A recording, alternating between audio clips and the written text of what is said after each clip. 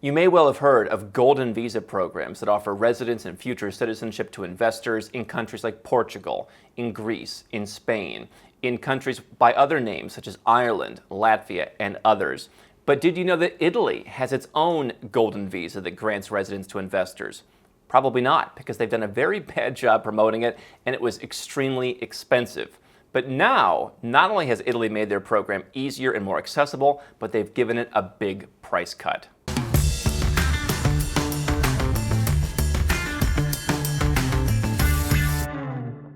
Hi, I'm Andrew Henderson. Here at Nomad Capitalist, we help 7- and 8-figure entrepreneurs legally go where they're treated best. You can learn more at nomadcapitalist.com. And if you haven't heard of Italy's own golden visa program, I'm going to tell you how the program worked before they made some changes earlier this year. And perhaps you'll understand why it has been so uncompetitive with other options in Europe. So a couple years ago, Italy rolled out its own version of a golden visa, years after countries like Portugal and Spain had done the same to bring in real estate investment, and in recent years, investment into things like funds, venture capital, etc. What Italy rolled out a couple years ago was a program where you can invest 500,000 euros into an innovative startup, 1 million euros into the share capital of an Italian limited company, or into some kind of charitable initiative, or 2 million euros into government bonds. And so if you compare those options to most of the other countries in Europe that have similar programs, most of those countries have real estate options, which is very popular, not only for people selling it, because many of the programs that are sold by people on the internet are laden with commissions, 10, 15, 20% in some cases. But obviously, investors overseas, they like the idea of having a home, they like the idea of buying something, even if it's overpriced in some cases. They like that real estate. Some countries rolled out, bank deposit options essentially. Others rolled out funds that you can invest in, or just simply putting your money in the bank or buying government bonds. Those all seemed lower risk and more enjoyable than investing in a startup. After all, who's vetting these innovative startups? There was never really a great industry to do that. And so out of all those options, the only one that seemed relatively low risk was government bonds. Italy's bonds are rated BBB. The outlook was recently upgraded to stable, but had it not been, they would have been in bad shape. And so, even a government bond from Italy doesn't sound like the world's safest place to park your money. And for 2 million euros, you can spend a couple bucks more. You can go to the UK and get their visa program, ostensibly a better passport and a cleaner program. At the time, you could have invested 2 million euros in Cyprus when they made these changes for their citizenship by investment program, had a citizenship. And so just wasn't very competitive.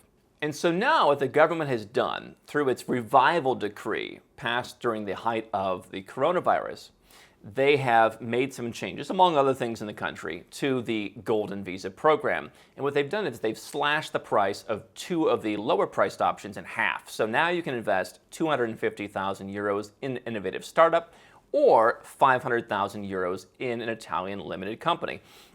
So 250,000 euros is about as good as it gets for a passive investment into a European golden visa program. You can go and you can create jobs in some of the programs, or you can go and start a company and pay a certain amount of tax. But for a passive investment, that is among the lowest. It ties Greece's real estate requirement of 250, Latvia's real estate requirement of 250. Each of those programs have their own unique challenges in that in Latvia, you can only buy one property. In Greece, it comes with all the hassles of Greek taxes and the compliance with that. So depending on where you're coming from, I do work with people who they love the idea of investing in startups, and so now 250,000 euros makes it a bit more palatable. There are other benefits, for example, now though. And so one of the other benefits that they rolled out with this new program is that while previously you had to spend basically 1 out of every 2 years in the country to have your visa renewed, that made it pretty uncompetitive when you consider some of the other countries require no presence, 7 days presence, half your time in Italy. Potential tax issues, even if they have a flat tax program now, wasn't very advantageous, especially for, both Chinese, Russian, Arab, as well as Americans who are looking for that pathway to a second passport, but they don't want to change their lifestyle. They figure if I can invest and make my way towards a second passport without having to move and without having to commit, that's a good deal. If I have to invest and commit to living in one country for years, probably not what I'm looking for right now. So they've reduced that physical presence down to 0. That's the first thing they've done. What they've also done is allowed you to invest in a company, which is a rather unique benefit for a golden visa.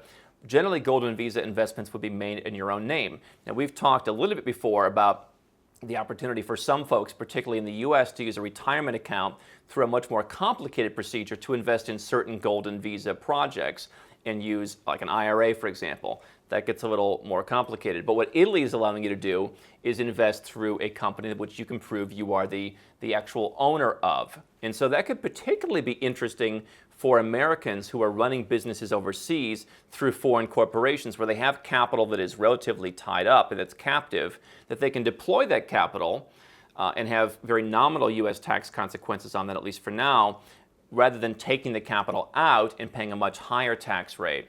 And so that makes it more palatable for people who have their money, whether American or not, tied up in a corporation somewhere outside of Italy that you can invest in Italy and title the property and make the investment that way.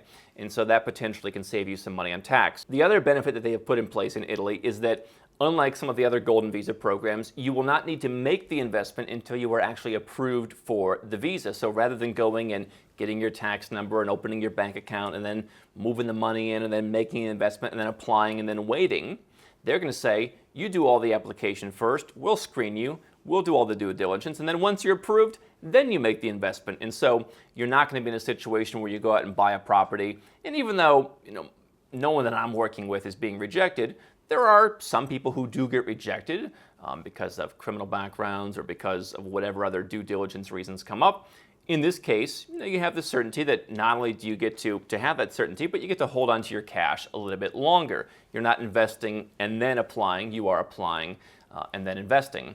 Italy, depending on where you are coming from, has a 100,000 euro flat tax, so kind of competing with Switzerland's lump sum tax. You can move there, you can pay that one flat tax. If you're making millions of dollars, millions of euros a year, not a terrible deal. Overall, the idea of being an Italian resident, I still think that there are more competitive options out there for sure, unless you have a particular affinity for the startup space. Even if you do, there are places like Portugal where you can make investments into funds that invest in startups. And so even if startups are your thing, I think there are still other options out there. My other challenge with Italy is that I see them, out of all the countries that offer golden visas, perhaps alongside Greece, as being the most likely to roll out more aggressive tax measures in the future. And so if you become an Italian citizen, there could be some potential wealth tax, there could be some potential extraterritorial taxation in the future. Am I saying that's going to happen for sure? No, and I think it's quite possible it won't. But do I want to go and invest and commit to a country when there are potentially better options, when a place like Italy or Greece is perhaps more likely than a Portugal or an Ireland or a Latvia to be aggressive with me on taxes in the future? To me, Italy has always come down to a lifestyle decision. They're doing some of the right things. They're bringing out flat taxes. They're streamlining procedures. I like to see that. It's a move in the right direction. I'm not sure if it's enough of a move in the right direction to really garner the demand that they want, particularly when other countries have real estate options, have bank deposit options, offer a cleaner, easier path to a good passport without the risks. Good if you like Italy. For everyone else, probably still not on my radar. How can Nomad Capitalist help you? 4 ways. Number 1, subscribe to our channel and click the notification bell to make sure you get our new video every day. Number 2, get a copy of Nomad Capitalist, the book. You'll learn a lot of my personal experiences over a dozen years of studying this stuff, as well as exactly some of the strategies that you can use to build your Nomad Capitalist plan. Number 3, if you're not sure where to start, but you want to come and learn from my team and I, you want to come and mingle with like-minded people, learn more about our live conference, Nomad Capitalist Live. It's coming up soon. And number 4, if you want some help right now because you've got a burning issue, you need something solved, you want to lower your taxes, get a second passport, or build the Nomad Capitalist lifestyle of your dreams, go to nomadcapitalist.com and click on Become a Client.